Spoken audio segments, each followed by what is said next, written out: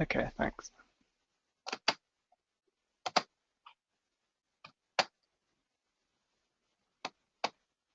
The broadcast is now starting. All attendees are in listen-only mode.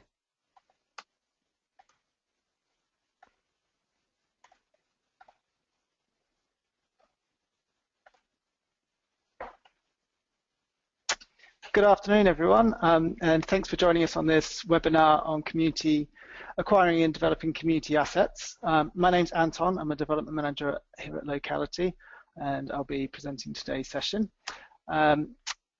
Today's session will last about 30 minutes. I'll be taking, throughout the session, you can ask questions via the text box on the panel to the right of your screen. So if you enter any questions you have in the questions box, I'll try and pick them up as I go if I can, but more than likely I'll address them at the end of the session. So hopefully I'll get through the presentation in about 30 minutes, and then I'll stay back to respond to any questions which you've entered in the box there. I'm just going to turn off my webcam before I go through the presentation, just because it improves the audio quality sometimes. So just bear with me 1 minute.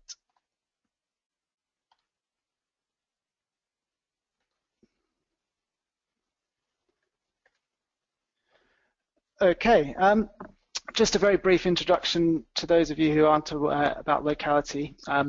We're a national network of ambitious and enterprising community-led organisations working together to improve their neighbourhoods and help them thrive. We're a charity and we're a membership organisation who represent the interests of our members. We represent over 500 full members and a broader network of associate members across England, all of whom are community-led organisations involved in some way in helping their neighbourhoods to thrive. They all share common values with our movement around sort of supporting communities to help themselves. And they undertake a huge, well, they vary in size from small organisations through to very large enterprises, and they undertake a range of activities to meet the needs of their communities, ranging from childcare, social care, community enterprise support, providing housing to their communities, and so on.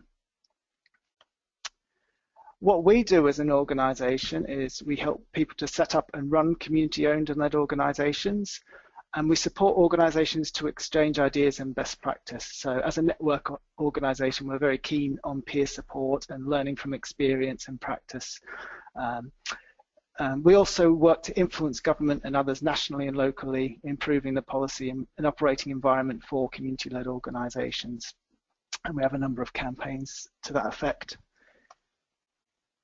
We also deliver and run a range of programs, national programs, as well as local programs. I'll be highlighting a couple of current opportunities towards the end of this presentation in relation to community asset ownership and management, which you can find out more. There is one open program around asset transfer, which we're still inviting applications for, which I'll flag up at the end. Okay, so today's session is really to give participants a basic understanding of the various routes to acquiring a building for the community. I'll be highlighting key legal and practical considerations and talking about sort of key aspects of feasibility work that ideally needs to take place before before going ahead with acquiring or managing a community asset. It is a very brief session and it covers a lot of ground, so it is very much an overview with a focus on signposting you to a range of other resources and follow-up support to help you with your projects. I will also be mentioning we are running a much more in-depth series of webinars on the topics in this session, which will be starting in September, which are a lot longer, a lot more interactive, and also come with a range of related resources which we provide you. So there's an opportunity to get a bit more involved in in-depth advice through those later in the year.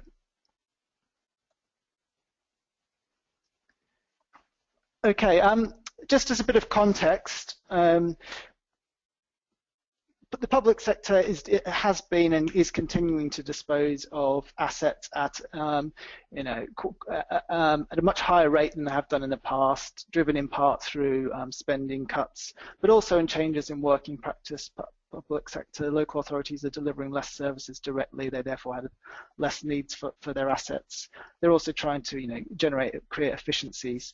So we've seen a huge amount of all types of public assets being disposed of, a wider range of types of assets being disposed of through community asset transfer, through private sales in recent years. But just a word of caution, I guess. We are seeing increases in local authorities looking to transfer assets, often at discounted value. But understandably, perhaps it is those more challenging assets, the more difficult ones, the less profitable ones that are more commonly considered for disposal and asset transfer. Okay, communities contact us and seek to acquire and develop and save community buildings for all sorts of reasons, all sorts of motivations for that. In part, community assets can play a really important role in local economic development, in regeneration, by providing a base for which activities, services, enterprises can be based. It provides somewhere where people can be employed. It provides a place within communities that people can spend money. So by retaining important community assets, communities can sometimes prevent people leaving their areas to spend their money and contribute to economic decline. So community neighbourhoods and communities that have assets and places for interactions and to support enterprise are much more likely to thrive. We also have lots of people contacting us because they're particularly passionate about saving buildings in their neighbourhood or community that are really important to their neighbourhood. It may be heritage buildings that are of significance, that that relates to people's social history, where their parents got married and so on, or essentially relates to the identity of that community. And they don't want to see these buildings sold and turned into flats and no longer accessible to the community, because that community identity and character has a big impact on well-being for individuals. We also see lots of people interested in asset acquisition as a means of getting more involved in delivering public services, as providing a base for service delivery and mobilizing people to come together to provide services in their community.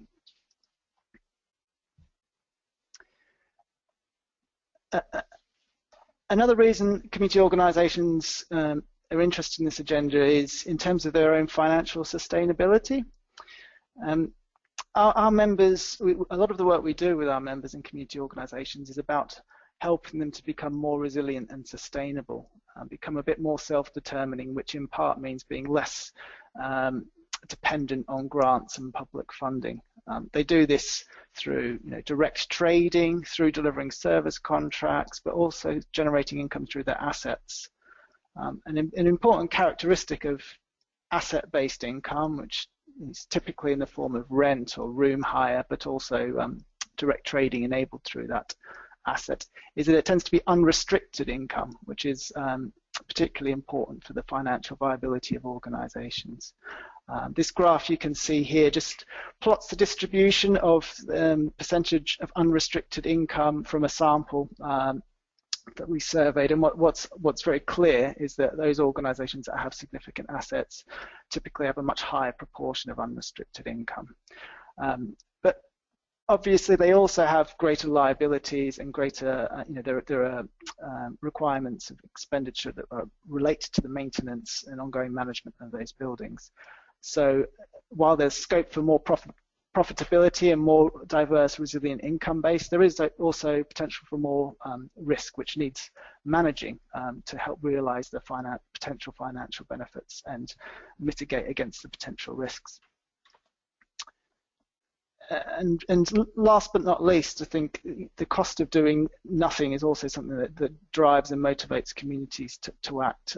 If they see important buildings sort of falling into disrepair, that has a huge impact on the community in all sorts of ways. So people often want to sort of prevent the further degradation and save kind of difficult, challenging buildings and bring them back into use.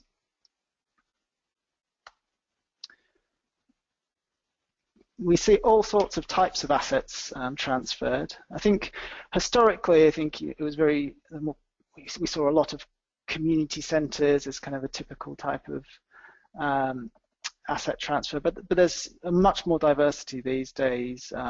Civic buildings, libraries, enterprise parks, and all sorts. There's all sorts of examples there, types of projects we've supported over the years. And a couple of pictures there. One's a former public toilet which has been reappropriated in Bollington, originally as a environmental demonstration centre and now being let as a retail space. And below the other end of the spectrum, I guess, is Hastings Pier, which was in private ownership, fallen into disrepair. The community came together, worked with the local authority to compulsory purchase that, and then successfully acquired it and secured significant funding to redevelop it. And that redevelopment is ongoing, and I'm sure you can imagine the difference a development like that makes to a coastal town like Hastings, as compared to watching the pier kind of crumble and decay into the sea. Okay, there are all sorts of different ways and means by which communities go about acquiring assets. Some of our members are able to just outright purchase buildings, borrow money, commercial finance, and compete on the markets to acquire assets. Sometimes, they're given they're preferred buyers from local authorities, sometimes because they're retaining some kind of community use. There is specific legislation which enables local authorities to transfer assets at less than market value, under which I'll be talking about in a bit more detail. And since 2011, we've had the new community rights, which provide another legal mechanism to facilitate community acquisition. There is also a community right to reclaim land, whereby communities can request that public authorities dispose of underused or unused land that they don't have plans for. And it is also possible for local authorities to compulsory purchase properties and then transfer them on to communities, as was the case with Hastings Pier. So what do we mean by community asset acquisition? Essentially, community asset management or acquisition can be seen as a spectrum. From at one end, kind of less committal kind of terms through management arrangements which enable communities to make use of space but without taking on all the liabilities associated with it, right through to full-on freehold purchase. And as we go down that scale, although it presents more challenges and difficulties, more capacity is required among the groups, but there is potential to more fully exploit the asset's potential. For example, in terms of levering finance against the value of the asset can only really be done if you have a significant stake. I think there's a quote there from Barry Quirk in the Quirk Review, which is a research report and review undertaken in 2007 on behalf of DCLG, which acted very much as a stimulus to the community asset transfer agenda, identifying that there was much more potential for assets to be better utilised to achieve social benefits in many cases if community asset transfer was considered.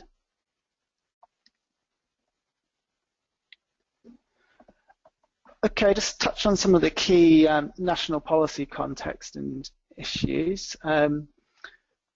Local Government Act sets out powers of disposal in general terms, but a significant piece of legislation with regards to community asset transfer is the General Disposal Consent of 2003, which was an amendment to that Act. And this is essentially the legislation which enables authorities to transfer property at less than market value to community organisations. And then the more recent Localism Act of 2011.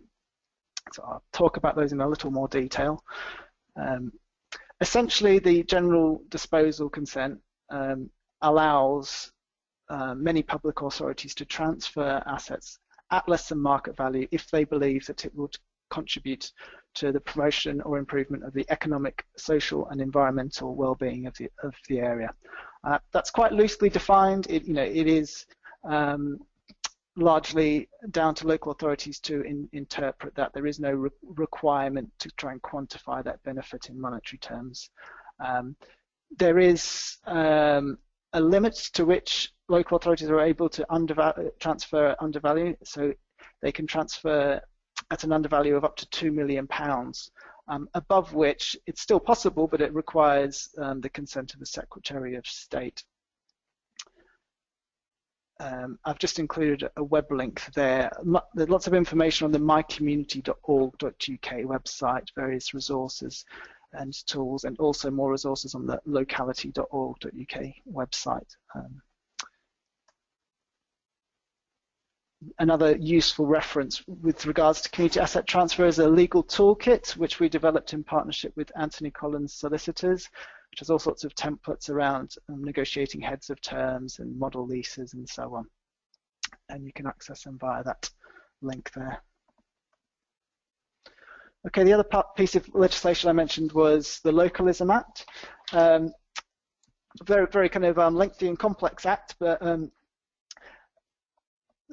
in terms of following the launch of the Localism Act in 2011, we've seen new policy in terms of new community rights, broadly aimed to encourage and support community service delivery and ownership of assets, and lots of other things aside. So stemming from that, there have been national programs and investment to support this agenda. So key to the asset agenda is this what's been dubbed the right to bid, or asset of community value legislation, and essentially aims to provide a mechanism to help ensure that buildings that have particular value within the community can be kept in public use and remain an important part of life for that community.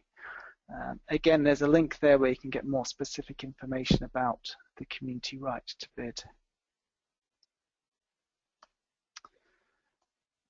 The way this works is it basically puts a requirement on local authorities to maintain a list and register of assets of community value. It doesn't have to just be publicly owned assets. It can include privately owned assets, or indeed assets owned by third sector community organisations themselves. So it might include your local library or town hall. It could also potentially include a village pub, post office perhaps. It's down to an eligible body to actually make a nomination and make a case as to why that is an asset of community value. So eligible bodies include parish and town councils, but also locally connected voluntary or community groups, so local charities or unincorporated organisations that have a membership of more than 21 people within that local area.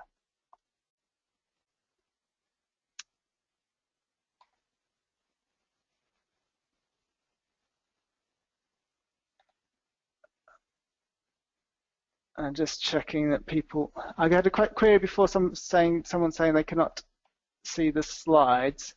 I just want to check that everyone can view the slides okay. Luke, can you hear the slides, see the slides okay? So yeah, I think what's happened there, if you can't see your slides, they may have popped underneath another window, so it's just a case of clicking the blue flower in your taskbar and it should pop them back up if you're not able to currently see the slides. Okay, sorry about that. If there are any other questions that pop up about people's connectivity, Luke, if you can interject and try and help people out. But hopefully everybody else is okay and can see the slides and can hear the audio.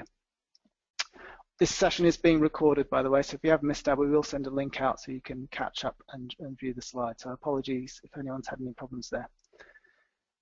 Okay, sorry, I'll carry on. So in terms of assets of community value legislation, once an asset is listed on this register held by the local authority, it will remain on that list for 5 years. Once an asset is on that list, it means that the owner cannot conclude a sale within a moratorium period. So what it does is it allows a window of opportunity for community organisations to build a case and raise finances to purchase that building. To give them basically it enables a bit of time. So initially, there's a 6-week moratorium within which a community organisation can come forward and express interest. If nobody expresses interest, that landowner is able then to go and dispose of that asset freely. If they do, then the full 6-month moratorium period is triggered, which then enables, like I said, a bit of time for people to pull together their case. Okay, so it provides a legal mechanism to encourage community ownership of assets, and it means that people who own listed assets have to view them in a different way and are probably more likely to engage with community organisations as potential buyers and help sort of ensure that it's maintained for community use. But the onus is very much on community organisations to be proactive. If nobody nominates and lists the assets in the first place, they obviously won't be protected. And 6 months, although it's a reasonable amount of time, and it's certainly better than no moratorium in that respect. It is not a huge amount of time to raise capital, pull a project together. So it's most likely to be effective if communities kind of give a bit of forethought and put wheels in motion early in terms of thinking through which assets they want to protect and which ones and to what uses they might want to put them. Okay, I'm going to touch now on some key issues of feasibility. When we talk about feasibility, we talk about viability, whether a project can cover its costs over a period of time, whether its income can meet and exceed its anticipated expenditure, but also the longer-term sustainability. You might put a business plan together that covers the first 3 years of the project, but assets have a very long lifespan, and things will change, the community will change. So a sustainable plan is one that kind of builds in a certain amount of flexibility and is able to respond and change to the environment. It's important in considering feasibility to look both at how you might meet the capital costs. So it may be that there's a significant development. It may be that you're taking over a building that is already reasonably fit for purpose, but more often than not, certainly in asset transfer projects, there is a need for a reasonable amount of updating and refurbishment and modernisation, because we often see assets that come up for disposal or asset transfer do have backlog maintenance requirements, and there's often a bit of spending required in that respect. So that may require grants or loans to help cover those initial costs. And then need to consider the ongoing running costs, the revenue, which might sort of, mean sort of generating income through rental, room hire, or service delivery in order to cover the overhead costs of running that building. Okay, I'm just going to talk through some of the key issues of feasibility, all of which will be covered in much more depth through a series of 4 2-hour webinars, which come complete with various resources, toolkits, and so on. We also will provide a bit of one-to-one response to all the questions raised through these webinars. It'll be a bit more interactive than this taster session. But in terms of legal and governance considerations, key issues around establishing an appropriate organisation. So by an appropriate organisation, I mean one that is incorporated, so it has its own legal identity, either as a registered company, community interest company, or community benefit society, for example. Another consideration, we generally look, particularly if in an asset transfer, for an organisation to have an asset lock of some kind. So those forms I mentioned have provisions potentially for a statutory assets lock, which basically regulates the way in which that asset can be disposed of.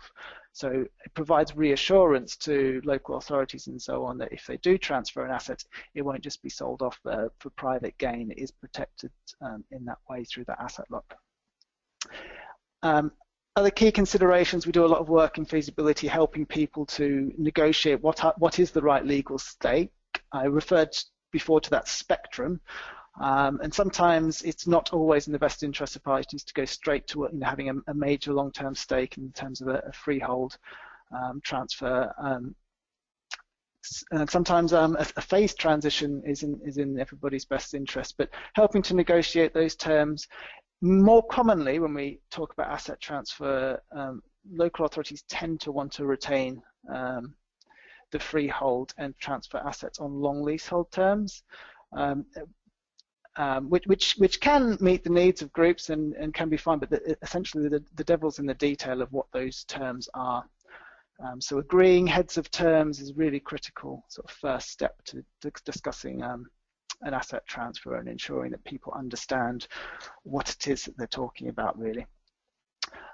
Staffing and staffing issues and potential for TUPE, i.e. obligations to take on any staff that might already be working within those premises, and that can sometimes create significant barriers to asset transfer or community asset acquisition, because it may mean that they have to take on pension liabilities or offers of comparable pension schemes, which isn't always affordable in terms of the business proposition presented. So issues that need to be understood and unpicked very early on.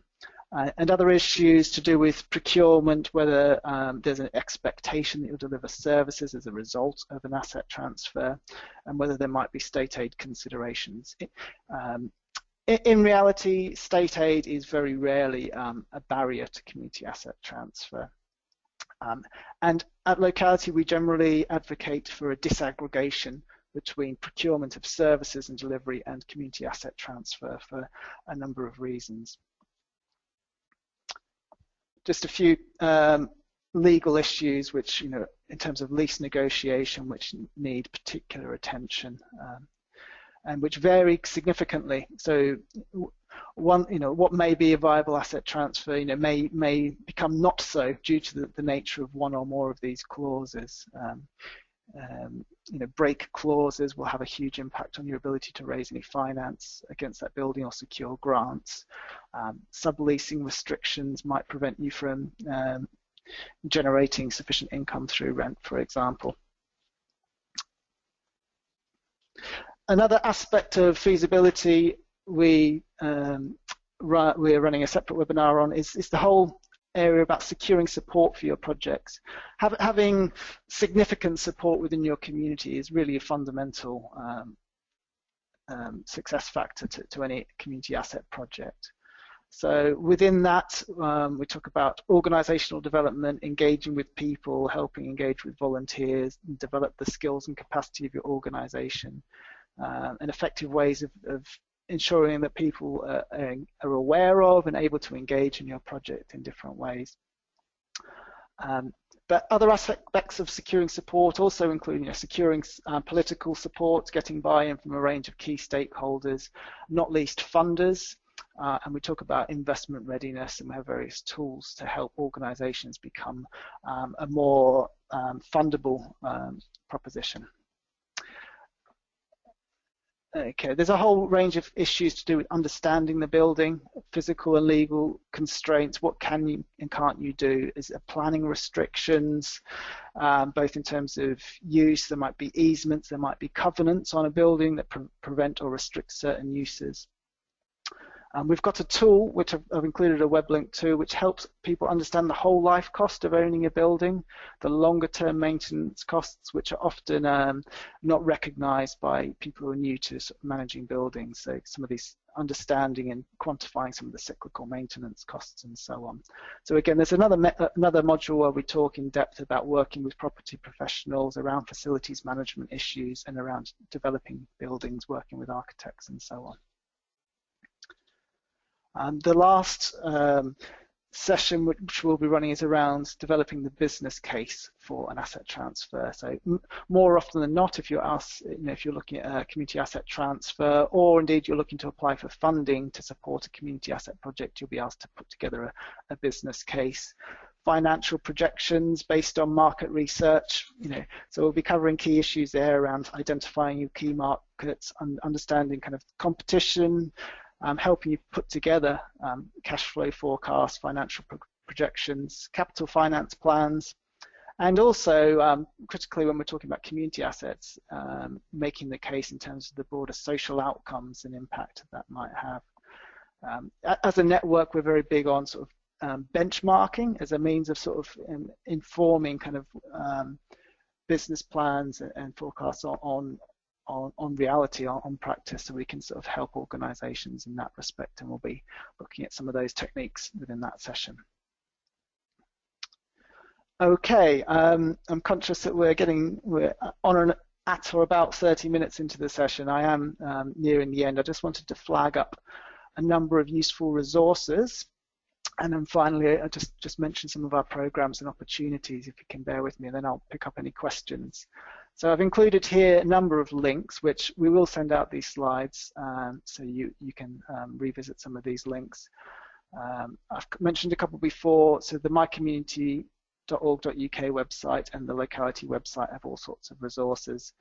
We've produced a community buildings checker, which if you're looking at a new development will help you kind of get a very rough understanding about the viability of a proposed community building development. The building calculator is there to help you understand the longer term ownership costs. The Locality Brokers website is there to help communities engage and interact with property professionals and help broker mutually beneficial partnerships.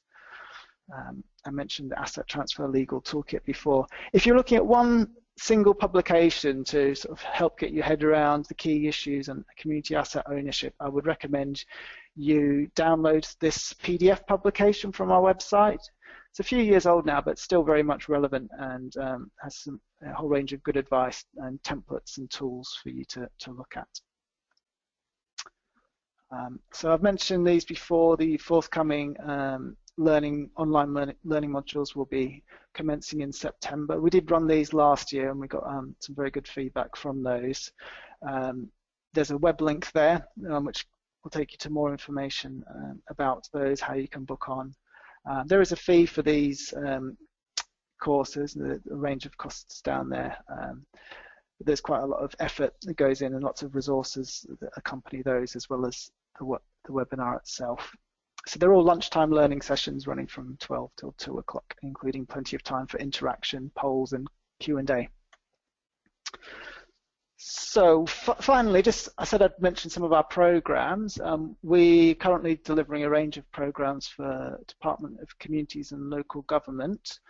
And of particular relevance is the Community Ownership and Management of Assets program. This is a program that provides support and a small amount of feasibility grants. The first stage is it's open to partnerships, so it's looking really to attract applications from partnerships between public bodies and community organisations that are looking to develop joint strategies and action plans around community asset transfer. So we're open to applications until the end of this month, and if successful, applicants will benefit from 16 days of specialist support as well as the pre-feasibility grants. So there's a web link there if anyone's interested. So please do get a move on if that is of any interest, and have a look at the online application there.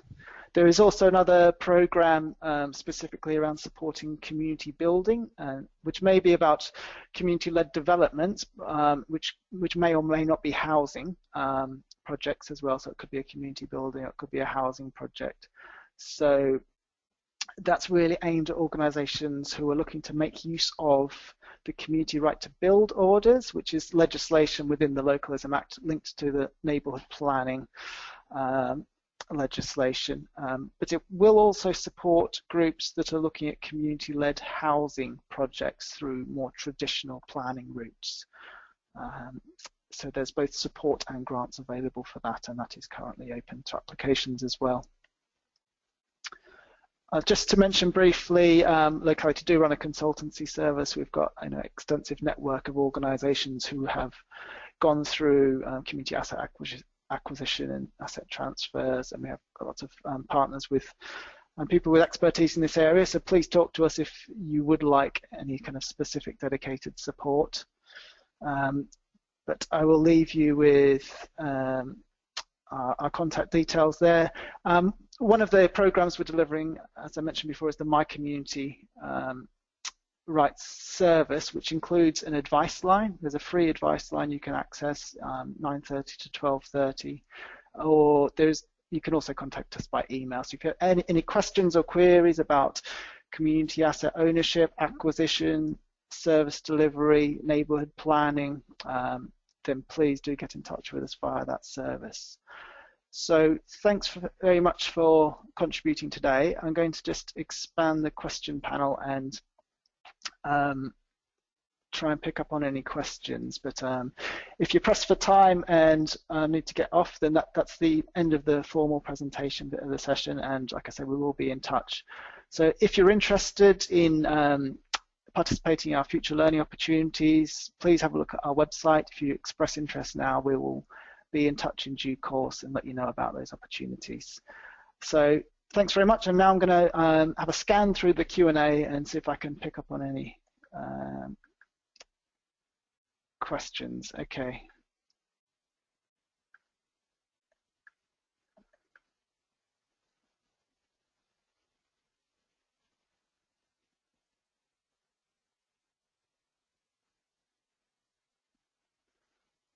So Kirsty has asked, said, my council have taken away the community social club from the residents and they want to build flats on the land.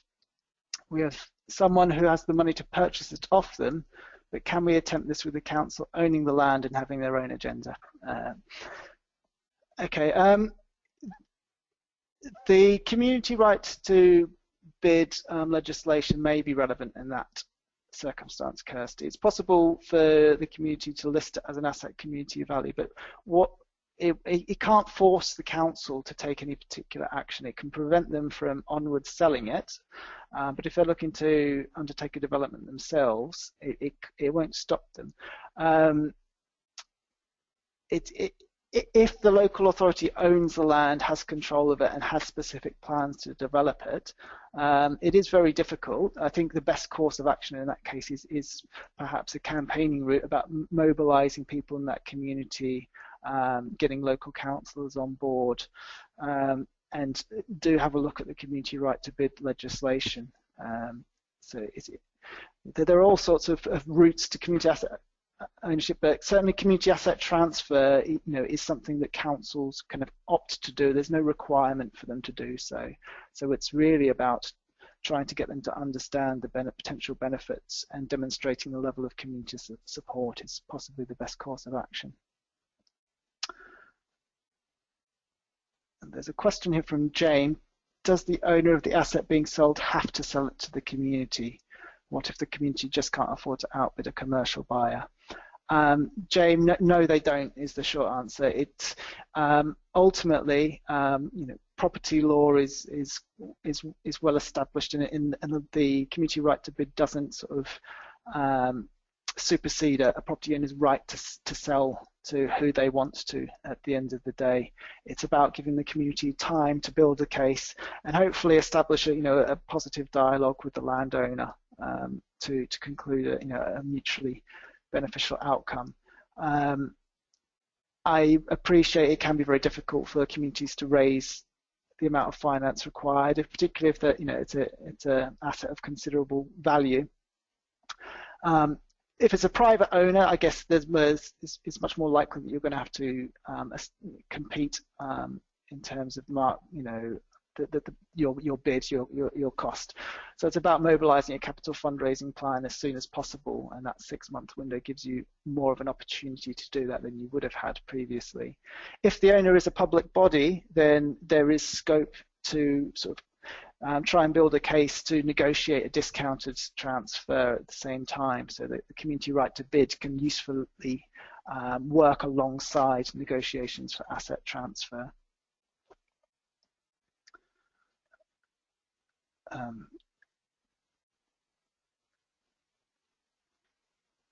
question from Andrew Blakey. Break clauses can hinder the availability of grant aid. Did I understand that correctly? If so, what is the length of lease that is needed to gain eligibility? Okay, good question, Andrew.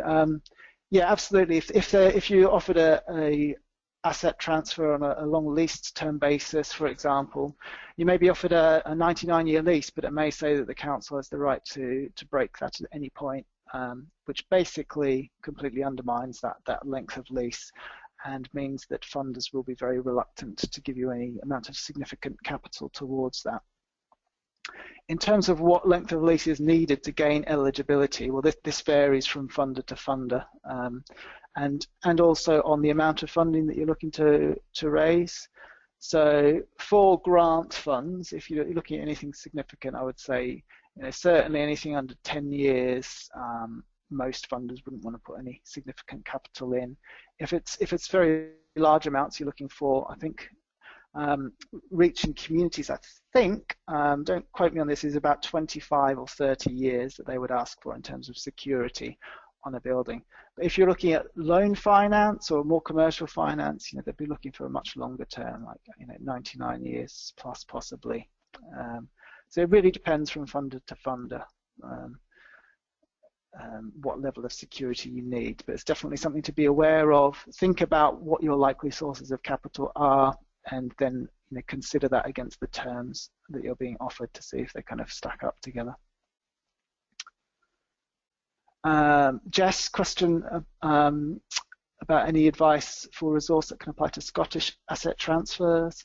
I would suggest, Jess, you contact the Development Trust Association for Scotland. If you, I've got an ex-colleague who used to work for Locality, working for DTA Scotland, Jackie McQueen, but her and colleagues should be able to advise. There are differences. Generally speaking, I think the Scottish legislation is perhaps more supportive of the community asset ownership agenda. There's some fantastic examples of really ambitious community-led projects up there. So yeah, please get in touch with DTA Scotland, I would say.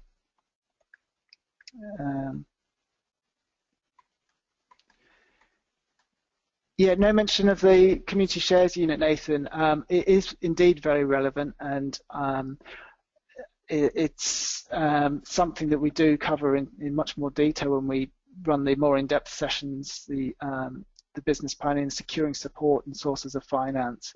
So I've not covered any specifics of sources of funding in any detail, but I agree community shares are a really interesting and increasingly important source of potential capital finance for projects. So yeah, thanks for the prompt and reminder to mention that.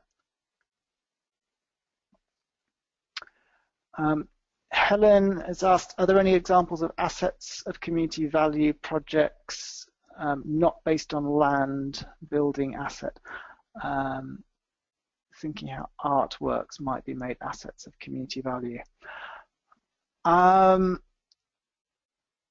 I think the way the legislation is set up is land and buildings, Helen. I've never heard any discussion about it applying to artworks. I think that would be out of scope. But I would point you towards the mycommunity.org.uk resources and information around the right to bid. Certainly if there was a sculpture within a park, for example, that could be incorporated and listed as such. Okay, I think I've made it to the end of the questions there. If anyone has any follow-up questions or queries, then do feel free to chip in with them now. Otherwise, I'll call the session to a close, and thanks once again for your contributions.